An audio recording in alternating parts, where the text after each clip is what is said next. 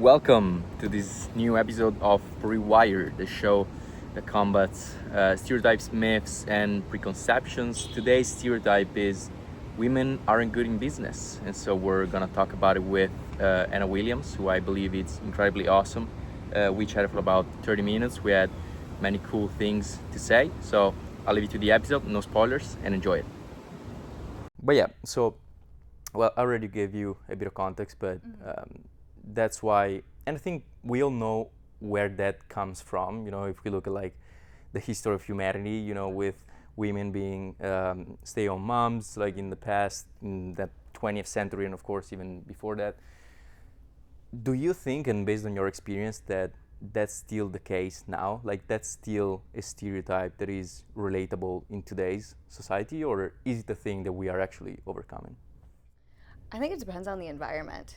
You know, you can feel it in different environments, especially, I feel like, just depending on who you surround yourself with, what type of culture you're around. And it really just depends on, I guess, how you face it too. Everybody has their preferences, and maybe some people prefer it to be that way. Some people want to go against it being that way. But I think it's still definitely kind of like an unsaid psychology that dates back hundreds and hundreds and hundreds and hundreds of years. Yeah. Right. So you were just telling me you work here at a startup at Amber Collective, by the way, Tampa. And you know, you said it's a very diverse environment. You got a bunch of startups with a bunch of people from a bunch of different nationalities and background and anything. Do you feel like when you talk about different environments, something like this might be more progressive in terms of how you see things? And maybe if I don't know if you have some examples of like environment where you feel safe, if you want to talk about it that way, like when you don't feel that preconception or prejudgment by people, and other environments, maybe, you know, even when we were at university, maybe working with, you know, the professionals from the companies in the corporate world, which might be more structured and, you know, more stuff like that. How do you feel like different environments like that? One like this, like you said, progressive, absolutely. You know, especially in a startup environment where you're around all of these entrepreneurs just trying to make it, you know, and they're at all these different levels too. Like some people are just a single member company. Some, like ours, we have, you know, 5 full-time and 50 contractors, like stuff like that. It's at the end of the day, we like to kind of say that we're just a bunch of like crazy creatives just trying to, you know, see the next day. Yeah, 100%. So I don't know, it just feels like in this type of environment, you have to be welcoming. You have to already be that kind of welcoming type of person. If you're in a collaborative environment, you're not just, you know, like locking yourself away in your own office or anything like that. Like you're here for a reason, and you're here because you want to foster that type of environment where it's contagious. And I feel it for sure. I know my colleagues feel it, and I know that my boss, he feels it too.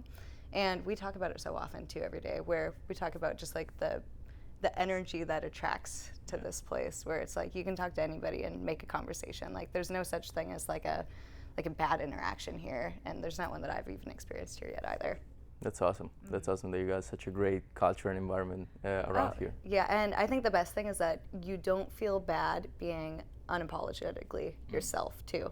Like I even felt like, you know, aside from like a feminine masculine stereotype, even coming in here like as my first like corporate job, I still felt like a little, I don't know if insecure is the right word, but like I still felt a little hesitant coming into like a quote unquote professional environment. Yeah. I have tattoos, I have piercings, I have hand tattoos. Like I think it's just ingrained in us from a very young age, you know, these specific stereotypes, whether it's having piercings and tattoos or being a female in male-dominated spaces. So I think it's kind of, I don't know, it's in different levels within the same vicinity, I guess. So talking about this last thing that you said, being a female in male-dominated environments, when I was thinking about the person that I would have liked to speak about this with, I said, well, I know Hannah, first of all, when we were in class together, beat me in the first competition, in the first sales competition. Right. So she's the perfect person to speak about this. You have experience as a club promoter. You have experience in marketing and sales now for a year and a half here at Embark. and you were just telling me, and we are eager to listen more about your side project and your own startup that you're working on. So when I think about, well, I don't know the music environment, so you'll tell me about it. But when I think about, you know, nightclubs and marketing and sales, in my head, it seems to me that they are very much male-dominated environments. In fact, you know, For sure. I have an experience and a background in sales as well. So a bunch of times, like, they would appear in LinkedIn, like job posting to me, and a lot of times I notice that they write looking for a salesman, which, you know, I don't like judging the nominal value of a word just because, you know, Right. it doesn't in most times represent the intention behind it, but it just gives you a sense of like how much we're used to just use the word salesman instead of like salesperson or saleswoman or something like that. Right. So is that something that you actually felt in your past or in your present in the fields that you worked in, and something that maybe you felt on your own skin or something like that? I guess I personally never really realized it, and I think that's just again something that's ingrained from a very young age from us. Like, what do we call everybody? Oh, actors, right? Yeah. Not necessarily, you know, and I don't mean this in a bad way, but I don't think that a lot of people go extremely out of their way to say like actresses or like they're all actors in a way, and I feel like the same goes the way for salesperson versus salesmen and stuff like that. I feel like I don't know. It's pretty prominent in the music industry for sure, like absolutely for sure. Did I feel it myself personally? No, not so much, just because I put myself in environments and kind of like wore hats that didn't really allow for, I guess I don't know what you call it, misogynistic or whatever type of feeling that is. But I've definitely seen it, and I mean, you see it with female artists all the time. It is starting to get a little bit more progressive now, though, for sure. Like, clubs are trying to book like female-only lineups and like going out of their way to do female-only lineups. There's female-only festivals coming out, and there's like a lot more of like female charities and stuff coming out of these tickets and stuff like that too. But yeah, I guess I never truly kind of felt it in my own skin, I guess. Mm-hmm. But I also, I don't know, I feel like you having like a certain mentality or mindset kind of puts a shield up almost from those things, so you don't really see it or you don't really feel it because I guess you're just thinking a certain type of way. Yeah, and because you're just focusing on killing it in everything you do. So yeah. Yeah. That's awesome. So tell us a bit more about your project, your own startup, your own company that you're starting, and you know maybe even stuff from the past that you're particularly proud of, or you know what made you successful. You know what makes you look in the mirror at night and say, you know, I'm fucking proud of what I did and who I am and stuff like this. Yeah, I think just seeing where I am today, like a couple of years ago, I would have been like, oh, there's no way. Like, there is no way. But I mean, especially with the media stuff that I started just earlier in the year. And I was telling you earlier, like I've been in the music scene since before I was 18, mm-hmm. and I kind of worked my way up the ladder. And since the beginning, I started making all of my connections like from the get-go. So from when I was just an attendee, I made sure that I got to know the club promoters, and then from there I got to become a promoter, and from there I became like a promoter head, and then in charge of like ambassador stuff, and then on and on and on, to the point where when I was doing all these different things like artist relations and hospitality during these shows, I would talk to people, get their contacts, make a good reputation for myself, be a likable person, you know, be a nice person to be around, be memorable, right? True saleswoman. And to the point now where, long story short, I fell out of it for a while just because, you know, nightlife, it's mentally exhausting, for sure. I took a break from it for a while, and then I kind of thought, what's the best way to get back into it? Because for a while I thought that I kind of had lost a creative outlet, and everybody needs something like that, like a creative outlet of some sorts. I'd always enjoyed photography, videography. I did it in high school, but I hadn't picked up a camera in like 7 years. And I finally picked it back up. I started small with the little gear that I had. I still haven't taken a profit. I've just invested thousands and thousands of dollars back into new equipment. It is an expensive business. Oh my God, it is. But once I get the equipment that I want, I probably still won't be happy with it. I'll still get more. But now I've gotten to the point where, I'm now getting bookings from like my favorite artist who I highly looked up to how many years ago, just because one person took a shot on me and said yes. And you still make those connections. You get to know the managers. You get to know the other big photographers in the scene. Because guess what? When they need help, who are they going to talk to? You. So it's been a wild ride. Just looking back at what I like to call like my people. The music industry. That's like kind of where my heart's always been at, and being able to be inside of it in the capacity that I am now. And it's only been. I started this in February, and it's taken me to some crazy places since February. It hasn't even been a whole year yet. So just thinking ahead, I think, is what makes me the most excited. Well, what made you take the leap, take the jump? Because a bunch of people, I think, can relate to this. You have an idea, you have a project in mind, you have something that you would like to do, but you're like, this is not the right moment. I don't know if I can make it or stuff like that. What made you say, let's do it?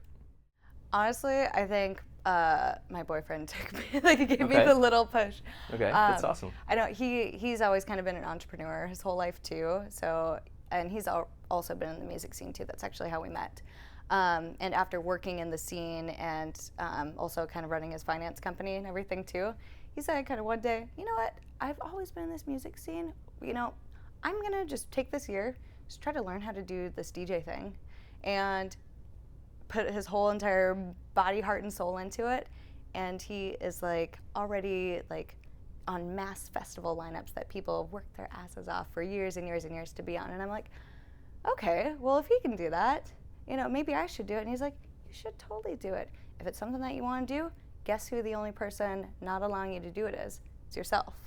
So kind of took a shot on it, learned a few things, kind of just stayed in my room for weeks on end just learning everything that I had to do, countless YouTube videos, and a lot of times people would ask me, oh, can you do this, can you do this? Did I know how to do it?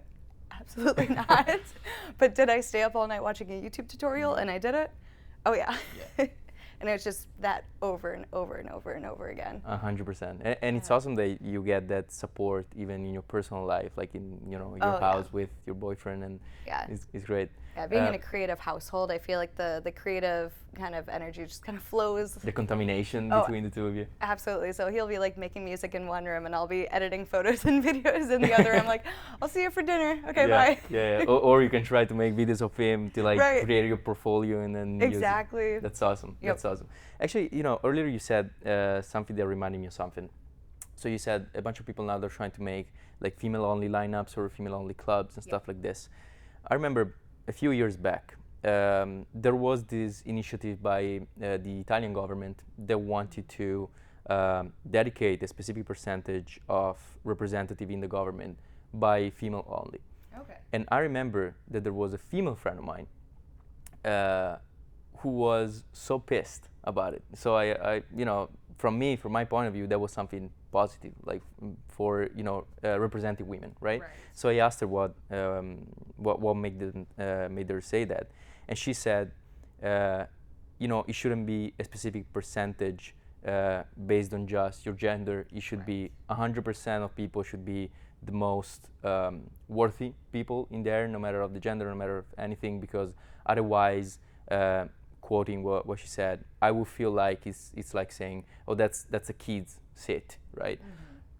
How do you feel about it? Do you feel like it's something that can actually help the feminine movement to create more solidarity and more awareness, even maybe about it, or do you actually think it's something that can make them take a step back?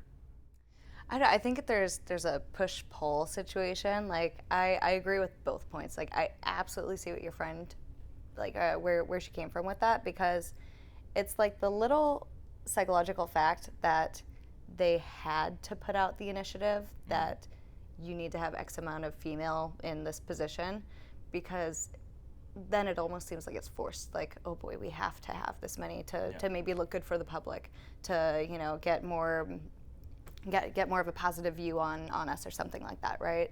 Instead of just saying, hey, like, let's get people in charge who are good at this thing, and are great at this, that isn't attached to gender at all. So, I mean, what if all of them are male and they just happen to be the best of the best? What if they happen to be all female and they happen to be the best of the best? Yeah.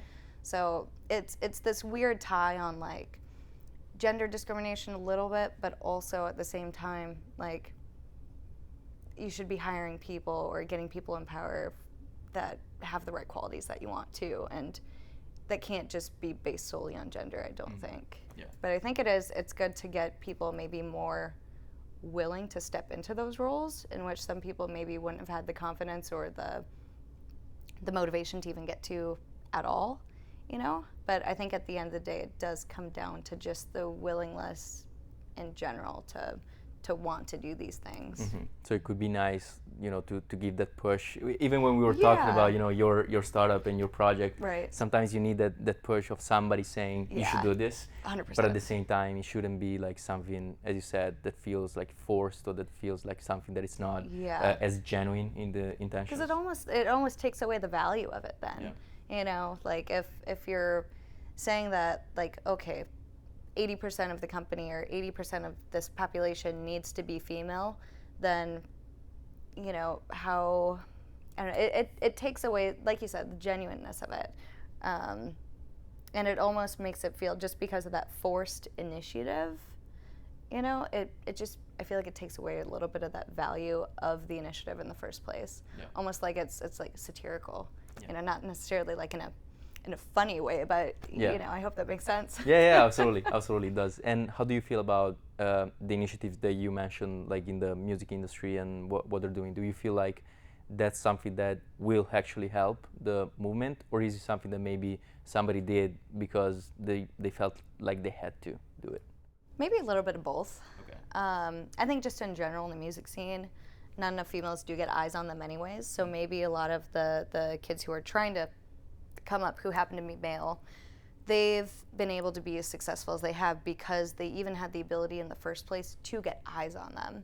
And the value of having these female-only lineups and having maybe these artists who got placement because of so much room on it now, they're now finally getting eyes on them in order to allow them to grow if they value themselves as at a high enough position. Yeah. So I think it's giving more opportunities. 100%. 100%. And now I'm just remembering random stuff from the past. Another friend of mine, this was back in Italy as well. She just got a new job. She was killing it. She was getting promotion after promotion, and then after a while she was asked out actually by her boss, who was giving her all these promotions. And so I remember she talked to me and she was like, now I feel like, I didn't deserve all of that. I didn't deserve all the promotions. I didn't deserve all the congratulations, because it was not because of my work. It was because of like his desire or stuff like that, right? Do you feel, this was, I don't know, 4 or 5 years ago, something like this. Mm-hmm. Do you feel that that's something that a lot of women have to go through every day in the workplace? Or maybe, when you meet with a new client or a new person that you don't know, do you ever feel you have to be cautious to understand like what's the intention behind it, because there could be like some second purpose behind it? Yeah, and I don't know how many women I speak out there for, but I know myself, I know friends of friends. Everybody's experienced that in some point in time in the workplace. Like back when I used to be like a server bartender and everything, I mean that was like huge, huge. And I even know some friends who work like in very corporate settings, like who are in insurance sales and stuff. And there's some kind of like shady stuff going on with like intentions of bosses and managers and stuff like that. And as a friend, you hear about that and you're like, oh my God, that's a scary kind of place to be in, because now it's like they have to be, do they have to be cautious? Because if they don't, like if they act a certain way back, are they going to get fired? Are they going to lose their job over it? Are they going to, be coerced in some way or something like that? And I think just having any experience like that kind of puts a permanent kind of burn in the brain, where it's like anybody that you meet after that, or anybody, like you said, like you have to almost put a gauge out, where you have to get a temperature check of somebody who you're talking to, or a client that you're talking to, or something like that, just to... Until you feel comfortable. Yeah, and it's almost like you have to be like extra cautious with something that feels like you shouldn't have to worry about at all. And it's crazy because most times when stuff like this happen, as you said, it's not the people who are actually behaving not the right way paying for it, right? So I was like, that's the most messed up dynamic of it all, of all of this. Oh, 100%. And I feel like a lot of the times too, like, and it can happen both ways, like, don't get me wrong, but generally speaking, a higher percent of the time, the female is going to be the one that usually gets the rougher end of the stick when it comes to, like workplace, like sexual harassment or coercion or anything like that too. Yeah. And, the stereotype of the stereotype, and, if you ever watched a movie on Netflix, this, there's a bunch of like movies or a bunch of TV shows where there's the stereotype of the medical saleswoman who is, the pretty woman that the client wants to see all the time, and they want to visit all the time because, it's just to see her and stuff like that. So definitely it's part of a culture, as we were saying for the last 20 minutes, is something that it's always been, repeated inside of our head for the last, well, we've been here for like 25 years, but still it's been going on for a while.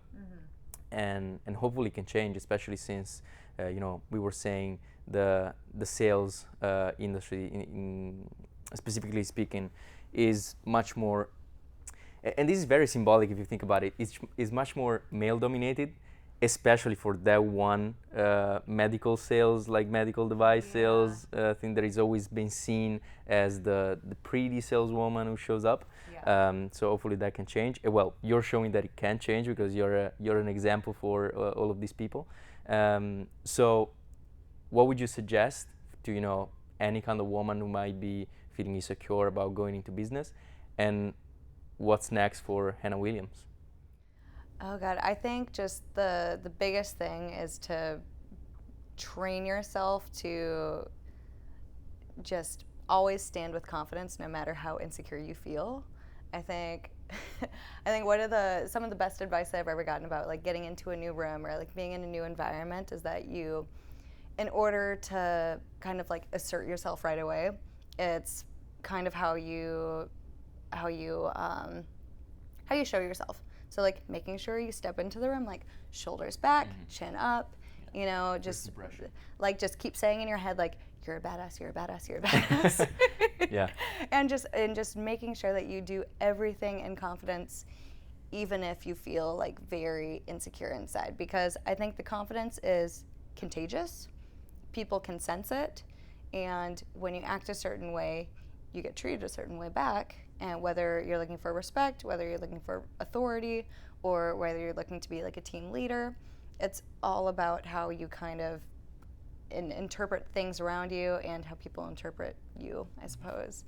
And just kind of putting those blinders up, kind of just making sure you're like, I'm here to do this thing. It doesn't matter if people think of me a certain way. I'm here to do a job. I'm here to do it well. And there's nothing that anybody can kind of say about that. That's awesome and very helpful. And what's next?